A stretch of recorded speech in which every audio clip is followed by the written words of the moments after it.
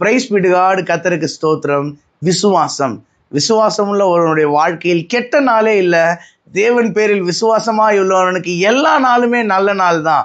விசுவாசமாய் உள்ளவனுடைய வாழ்க்கையில் உள்ள இருளை தேவன் வெளிச்சமாக மாற்றுகிறார். அவனுடைய கசப்பை மதுரமாக மாற்றுகிறார்.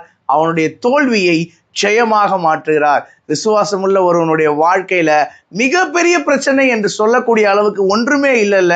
ஏனால் வேத வசனம் சொல்லுகிறது, காணப்படுகிறவைகளை அல்ல காணப்படாதவைகளையே நோக்கி இருக்கிற நமக்கு அதி சீக்கிரத்தில் நீங்கும் இந்த லேசான உபத்திரவம் மிகவும் அதிகமான நித்திய கன மகிமையை உண்டாக்குகிறது என்று நாம் வாசிக்கிறோம்ல. இந்த வசனத்தை கொஞ்சம் பாட் பை பாட்டா பாருங்களேன்.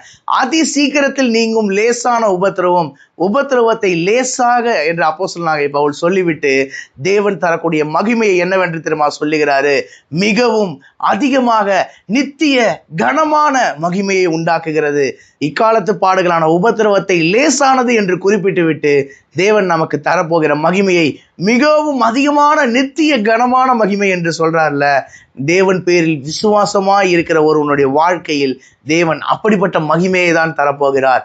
காணப்படுகிறவைகள் அல்ல காணப்படாதவைகளையே நாம் நோக்கி இருக்கிறோம். தேவனை தேடுகிறவர்களுக்கு ஒரு குறைவும் இல்லை. என்னுடைய வாயின் வார்த்தை, என்னுடைய இருதயத்தின் தியானங்கள் கர்த்தருக்கு முன்பாக பெரிதியா இருக்கட்டும். கர்த்தருக்கு சித்தமான இன்னொரு வீடியோ பதிவில் நாம் சந்திப்போம். God bless you all. Thank you so much.